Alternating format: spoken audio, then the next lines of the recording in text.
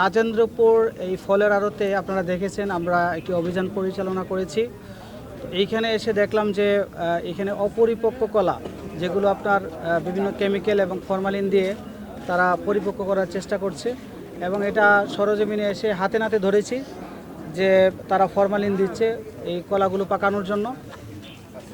তো আমরা আসলে দুঃখের সাথে জানাচ্ছি যে এটা খুবই দুঃখজনক বিষয় যে আমাদের এই ব্যবসায়ীরা এতটা অসাধু যে তারা বিভিন্ন পন্থায় তারা প্রফিট নেয়ার জন্য তারা দ্রুত কলা পাকানোর জন্য বিভিন্ন কেমিক্যাল ইউজ করছে, যে কেমিক্যালগুলো মানবদেহের জন্য অত্যন্ত ক্ষতিকর। এখানে ক্যান্সার সহ বিভিন্ন ধরনের রোগ আপনার হতে পারে, যেগুলো আপনার প্রেসক্রাইব। তো সেক্ষেত্রে আমরা তাদেরকে আজকে হাতে নাতে ধরেছি, এবং এইখানে প্রায় 8 থেকে 10টি আড়ত রয়েছে, কলার আড়ত, এবং পাশাপাশি অন্যান্য ফলও রয়েছে, যেগুলো আমরা এই বিএসটিআর মাধ্যমে আমরা এগুলো টেস্ট করব। এবং ইতিমধ্যে আমরা দেখেছিও সরজমিনে যে তারা কেমিক্যাল ইউজ করছে। তো সেই জন্য আমরা এইখানে ম্যানেজার সহ যে আড়তদার রয়েছেন তাদেরকে আমরা অর্থদণ্ড করেছি, এবং পাশাপাশি আমরা তাদেরকে সতর্ক করছি যে ভবিষ্যতে যদি এই ধরনের কর্মকাণ্ড ঘটায় তাহলে অবশ্যই আমরা এইখানে যে আড়ত রয়েছে আড়তগুলো আমরা বন্ধ করে দিব, এবং এইখানে যারা এগুলোর সাথে সম্পৃক্ত থাকবে, অর্থাৎ এই অপরাধের সাথে যারা সম্পৃক্ত থাকবে তাদেরকে অর্থদণ্ড সহ তাদেরকে আমরা জেল জরিমানা করব।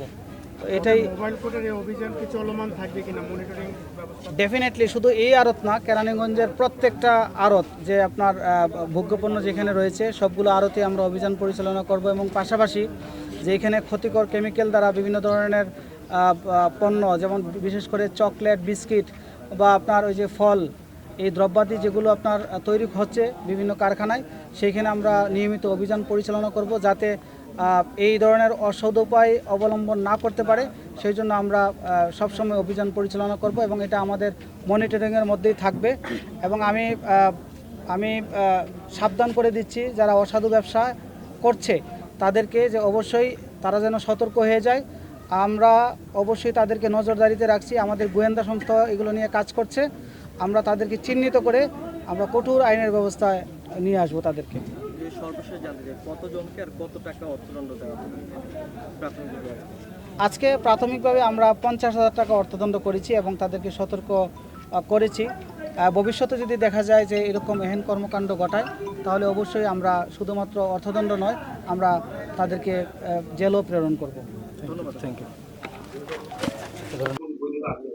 না, অবশ্যই এই ধরনের বৈধতা নেই। আমরা কলকারখানা অধিদপ্তরের যে প্রতিনিধি তাকে আমরা ডাকবো আমাদের আইন শৃঙ্খলা মিটিংয়ে, সেইখানেও আমরা যে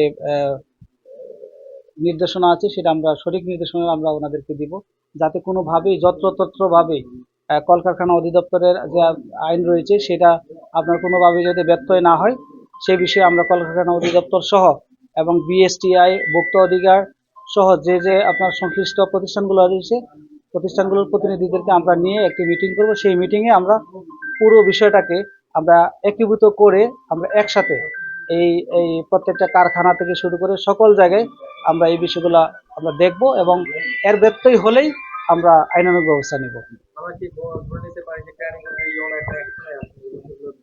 ডেফিনেটলি আমি আপনাদের একদম স্পষ্ট করে বলতে চাই যে কেরানীগঞ্জে কোনোভাবেই কোনো ধরনের অন্যায়, অবিচার বা আপনার কোনো ধরনের অনিয়ম এগুলো চলতে পারবে না। ইনশাল্লাহ আমি আমার যে টিম রয়েছে এই আমরা আইন শৃঙ্খলার টিম বা আমাদের গোয়েন্দা সংস্থা সহ যে টিমগুলো রয়েছে প্রত্যেকের সাইড থেকে আমার কাছে মনে হয়েছে যে সহযোগী সবাই।